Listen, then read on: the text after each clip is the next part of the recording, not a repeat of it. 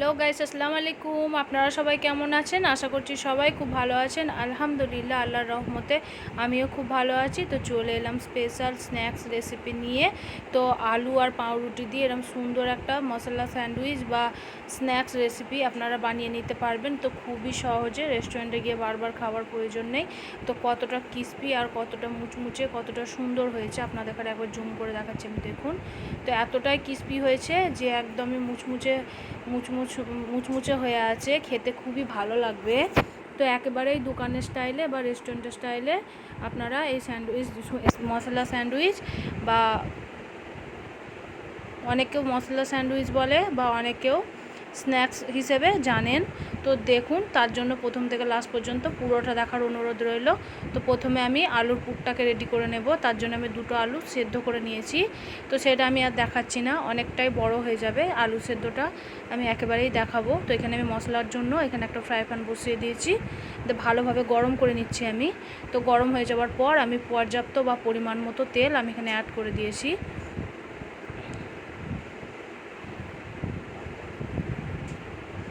তো পরিমাণ মতো তেলটা দিয়ে খুব ভালোভাবে গরম করে নিচ্ছি।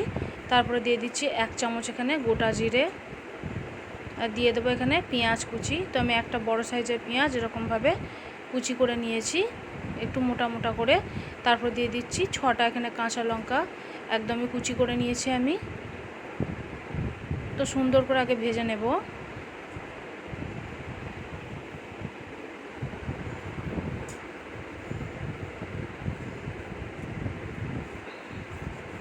তো পেঁয়াজগুলো আমি একেবারেই সুন্দর করে লাল করে ভেজে নিচ্ছি।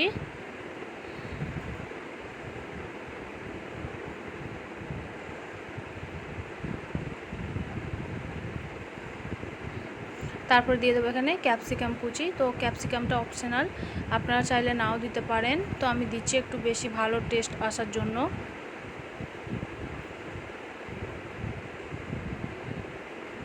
তো খুব ভালো মতো আমি একটু ফ্রাই করে নেব।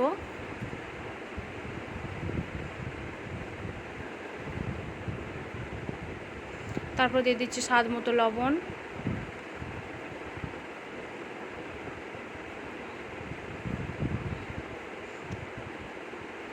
তো পেঁয়াজের কালারটা দেখি বুঝতে পারছেন সুন্দর করে ফ্রাই করা হয়ে গেছে। তারপর দিয়ে দিচ্ছি 1 চামচের একটু কম লঙ্কা গুঁড়ো।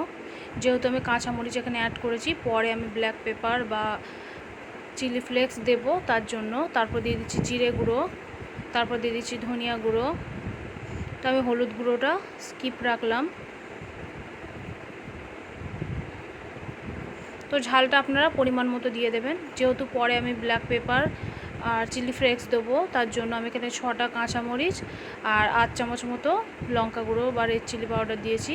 তো দুটো আলু সেদ্ধ করে আমি এইভাবে ম্যাশ করে নিয়েছি। তো আলুটা এবার সুন্দর করে ফ্রাই করে নিতে হবে মশলার সঙ্গে।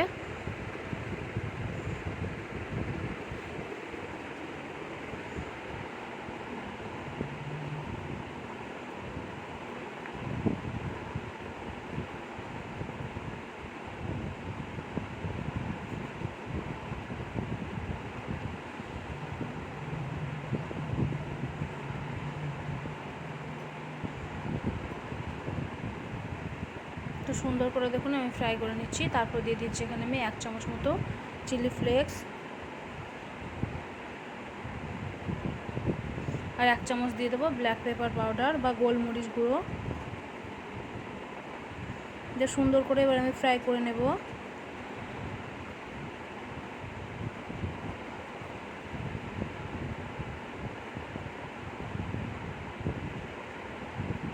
তারপর দিয়ে দিচ্ছি ধনিয়া পাতা কুচি।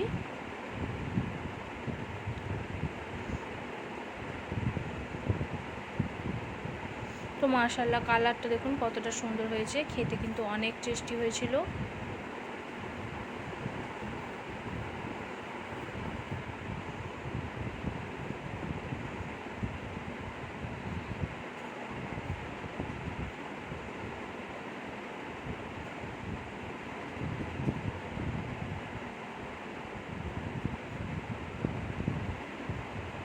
এখানে আমি দিয়ে দিচ্ছি মশলায় ম্যাগি মশলার যেটা আছে, তো সেটা আমি একটা প্যাকেট পুরো দিয়ে দিচ্ছি। সুন্দর একটা ফ্লেভার এবং টেস্ট আসবে তার জন্য।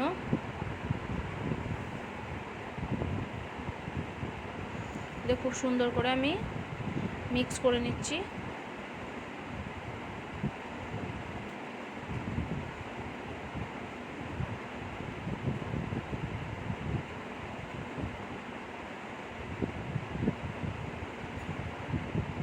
তারপরে আমি এখানে দিয়ে দেবো একটু টমেটো সস। এটা টক মিষ্টি টমেটো সস, খেতে খুবই ভালো লাগে। তো আমি এখানে অল্প করে একটু দিয়ে দেবো আলু পুরের মধ্যে।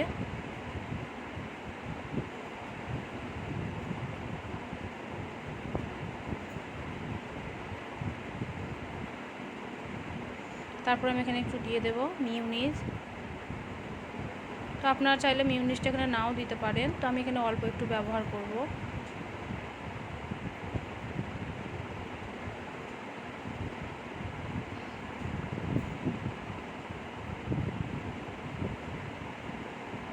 এবার সুন্দর করে আলুর পুরটার সঙ্গে আমি মিক্স করে নিচ্ছি।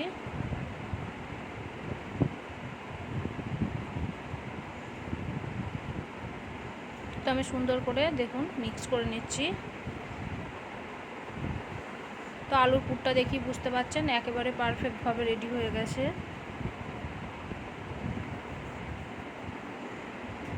তো আমি এবার আলুর পুরটাকে একটু ঠান্ডা করে নেব। তো আমি এখানে ব্রেড নিয়ে নিয়েছি। তো ব্রেডগুলোকে দেখুন যেমনভাবে আমি পিস করছি এইভাবে পিস করে নিতে হবে।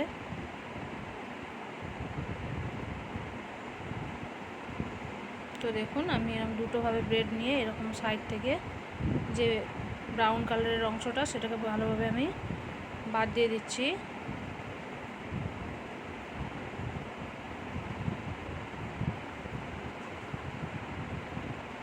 তো একইভাবে সমস্ত ব্রেডগুলো আমি রেডি করে নেব।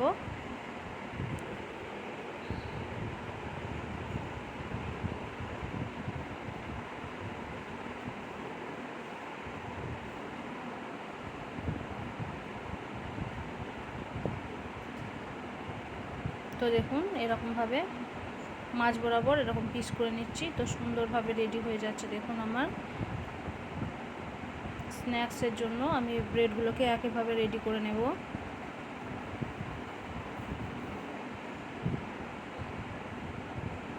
তো দেখুন আমি কিভাবে রেডি করছি। তো এখানে আলুর পুরটা আমি খুব ভালো মতো ঠান্ডা করে নিয়েছি। তো এভাবে আমি চামচে করে এবার সুন্দরভাবে একটা শেপ দিয়ে নেব।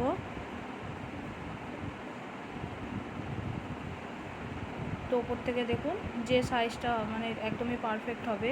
তো এইভাবে হাত দিয়ে আমি একটু সুন্দর করে শেপ দিয়ে নিচ্ছি।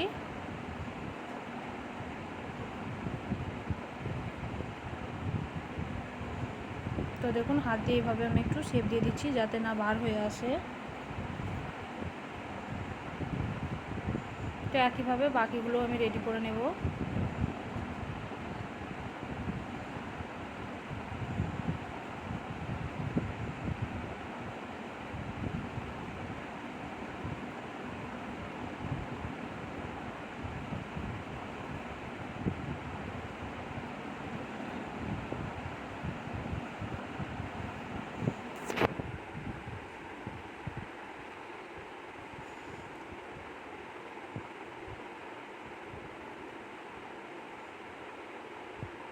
তো দেখুন একইভাবে সমস্ত স্যান্ডউইচগুলোকে আমি রেডি করে নিচ্ছি, বা স্ন্যাক্সও বলতে পারেন। সন্ধ্যা টিফিনের জন্য পারফেক্ট একটা রেসিপি। তো আমি এখানে দেখুন কিছুটা পরিমাণের ময়দা নিয়ে নিয়েছি, 150 গ্রাম মতো ময়দা। তো ময়দাটা নিয়ে আমি প্রথমে একটু নর্মাল যে পানি দিয়ে একটা ব্যাটার তৈরি করে নিয়েছি। তারপর এখানে দিয়ে দিচ্ছি 1 চামচ মতো ব্ল্যাক পেপার পাউডার, আর দিয়ে দেবো 1 চামচ মতো চিলি ফ্লেক্স, আর আমি এখানে দিয়ে দেবো লবণ। এখানে আমি আর কিছু ব্যবহার করব না। তো সুন্দরভাবে একটা ব্যাটার রেডি করে নিয়েছি এটা কোট করার জন্য। তো এটা একেবারেই রেডি হয়ে গেছে। তো দেখুন তো এইভাবে কোট করে রাখলে স্যান্ডউইচগুলো সুন্দরভাবে ফ্রাই করাও হবে, আর একটুও বার হয়ে যাবে না। সুন্দরভাবে আপনারা ফ্রাই করে নিতে পারবেন।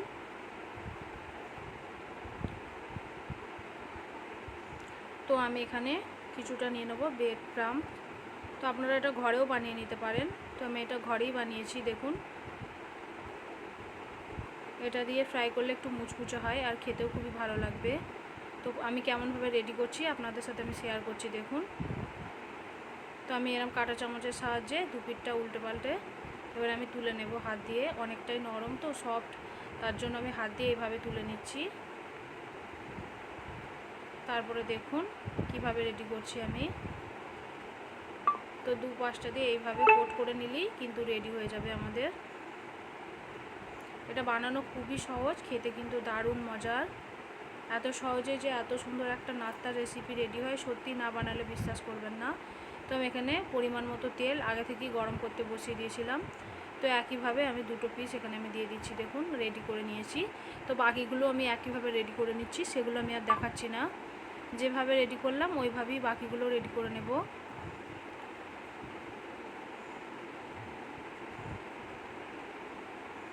তো একেবারে স্লো ফ্লেমে ফ্রাই করে নিতে হবে দু পিঠটা উল্টে পাল্টে লাল করে। তো খুব বেশি হাই করা যাবে না, তাহলে ওপরটা লাল হয়ে যাবে, ভেতরটা কিন্তু কাঁচা থেকে যাবে। তাই একটু হাতে সময় নিয়ে এগুলোকে আমার ফ্রাই করে নিতে হবে। তো দেখুন সুন্দরভাবে ফ্রাই হয়ে গেছে, আমি তুলে নিচ্ছি তেলটা খুব ভালো মতো ঝরিয়ে। তো একইভাবে আমি বাকিগুলোও ফ্রাই করে নেব।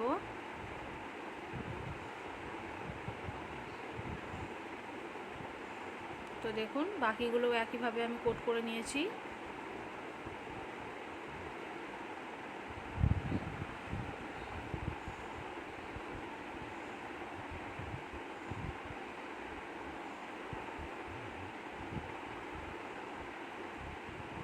তো একইভাবে আমি ফ্রাই করে তুলে নিচ্ছি। তো আপনাদের এই স্ন্যাক্সের রেসিপিটা কেমন লেগেছে অবশ্যই কিন্তু লাইক কমেন্ট করতে একেবারেই ভুলবেন না। আর আমার চ্যানেলে নতুন হয়ে থাকলে চ্যানেলটিকে অবশ্যই সাবস্ক্রাইব করে রাখবেন। এরকম সুন্দর সুন্দর রেসিপিগুলো পাওয়ার জন্য অল নোটিফিকেশানটাকে অন করে রাখতে হবে। আর আমার রেসিপিগুলো কেমন লাগছে অবশ্যই কমেন্টের মাধ্যমে জানাতে একেবারেই ভুলবেন না।